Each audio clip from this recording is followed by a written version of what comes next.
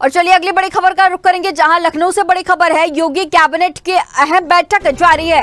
बैठक में कई प्रस्तावों पर मुहर लग सकती है। लॉजिस्टिक पॉलिसी में संशोधन किया जाएगा। रजिस्ट्रेशन विभाग की नई नियमावली भी लागू होगी।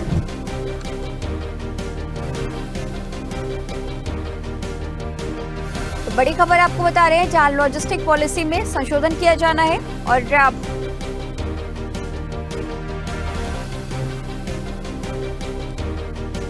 और इसी खबर पर तमाम जानकारी के साथ उत्तर प्रदेश स्टेट हेड वंदना रावत हमारे साथ जुड़ी हुई हैं।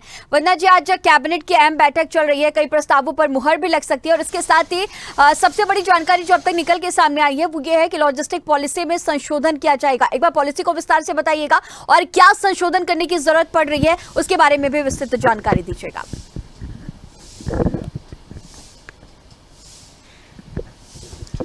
देखिए करीमा, आज ये योगी कैबिनेट की बैठक है। अगर लोकसभा चुनाव की बात करें तो चुनाव के बाद ये दूसरी कैबिनेट की बैठक है योगी आदित्यनाथ की। इसके पहले भी वो एक कैबिनेट बैठक कर चुके हैं। जब से रिजल्ट आया है चुनाव का, तब से लगातार योगी आदित्यनाथ जो है वो एक्शन मूड में है, लगातार बैठकें कर रहे हैं। और आज भी जो ये बैठक होनी है, इसमें अहम मुद्दा जो है, जो भी मंत्री और कैबिनेट के जो मिनिस्टर उनके साथ बैठक में है, क्योंकि बैठक की अध्यक्षता खुद मुख्यमंत्री योगी आदित्यनाथ कर रहे हैं।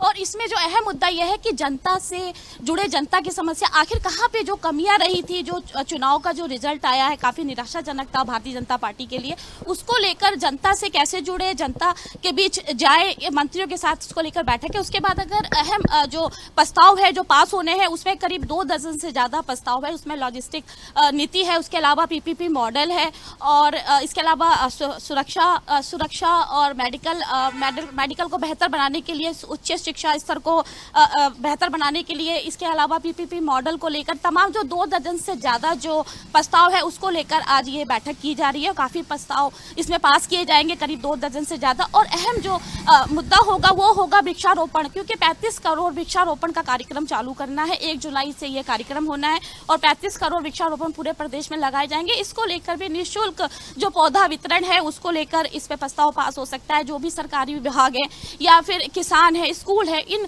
संस्थाओं को कैसे निःशुल्क वृक्षारोपण दिया जाए, वृक्षों को दान दिया जाए, ताकि ज्यादा से ज्यादा प्रदेश में ये वृक्षारोपण लगाए सके। तो इसको लेकर भी प्रस्ताव पास हो सकता है। उसके अलावा अगर हम बात करें 2025 में जो कुंभ का मेला होना है प्रयागराज में, उसको लेकर भी काफी अहम चीजें सामने निकल कर आ सकती है। कई सारी खुशखबरियां हैं प्रदेश की जनता के लिए, वो मिल सकती है।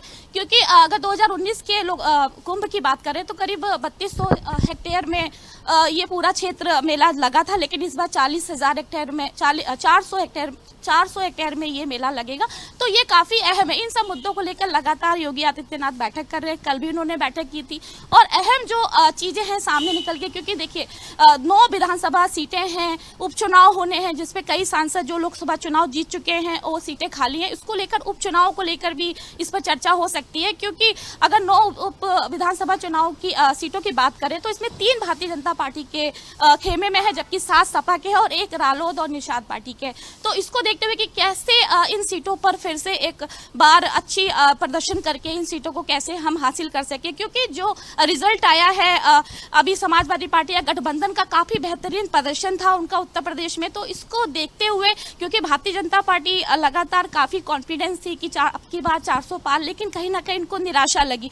तो ये सारे कई अहम मुद्दे हैं, इन सबको लेकर ये इन पर कैबिनेट में चर्चा हो सकती है। क्योंकि आने वाले विधानसभा उपचुनाव तो छोड़िए, आने वाले विधानसभा चुनाव भी ज्यादा दूर नहीं है, क्योंकि 2027 नजदीक है। तो इसको देखते हुए योगी आदित्यनाथ लगातार एक्शन मोड में है। जी गरिमा।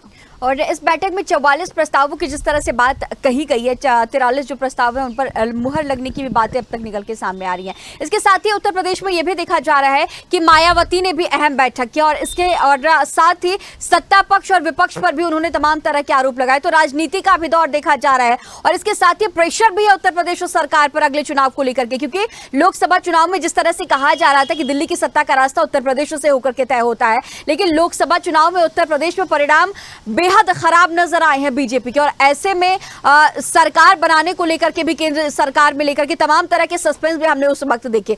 और अब ऐसे में पूरी तरह से उत्तर प्रदेश में तैयारियां भी देखी जा रही है। आज कैबिनेट की अहम बैठक है और उसके साथ ही और भी तमाम जानकारियों का जिक्र कीजिएगा जो इस बैठक में जो और भी अहम प्रस्ताव लेकर के आए जा रहे हैं जनता के लिए और विभागों के लिए।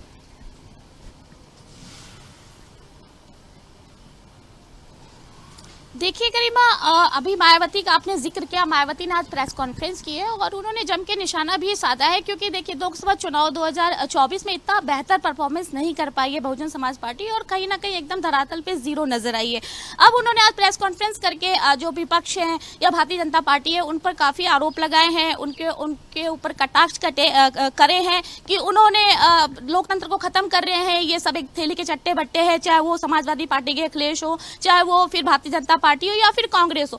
इन पर उन्होंने कटाक्ष कसाया और लगातार वो भी अब अपनी पार्टी को लेके काफी मजबूती से स्टैंड लेती नजर आ रही है। अभी उन्होंने फिर से आनंद, जो कि उनके भतीजे हैं, उनको फिर से स्टार प्रचारक बनाया है उत्तराखंड का, वो फिर से उनको मैदान में उतारा है।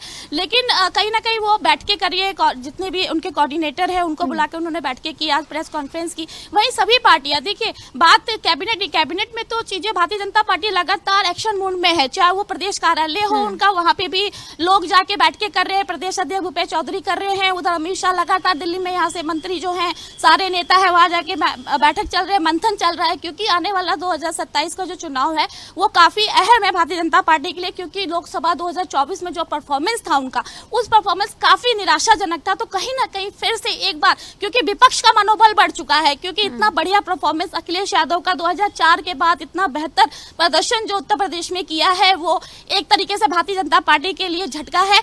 और अब इस मनोबल को, जहां एक तरफ उनका मनोबल बढ़ा है, वहीं भारतीय जनता पार्टी का मनोबल गिरा है। तो कहीं ना कहीं अपने मनोबल को वापस से पाने के लिए, जहां एक तरफ भारतीय जनता पार्टी फिर से मैदान में एकदम मजबूती के साथ खड़ी है, तो वहीं गठबंधन या फिर विपक्ष भी शांति से नहीं बैठा है, वो भी हाथ पे हाथ धर के नहीं बैठा, लगातार उनको टक्कर, लगातार अखिलेश यादव भी हैं, वो भी अपनी जो सांसद जो जीत किया है, 37 सांसद जीत के उनका वो मनोबल बढ़ा रहे, दिशा निर्देश कर रहे, सड़क से लेकर संसद तक किस तरीके से भारतीय जनता पार्टी को हम घेर सकते हैं, इसको लेकर वो मंथन कर रहे हैं।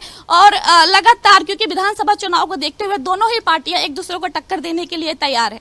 जी ठीक है वंदना जी, जिस तरह से तो आप आज बैठक जारी है और भी तमाम प्रस्तावों पर लगातार मुहर भी लग रहा है, आपका हमारे साथ बने रहने के लिए बहुत शुक्रिया। तो बैठक में कई प्रस्तावों पर अब मुहर लग सकती है, लॉजिस्टिक पॉलिसी में संशोधन किया जाएगा उत्तर प्रदेश में, और बैठक का इस वक्त कैबिनेट की लगातार जारी है।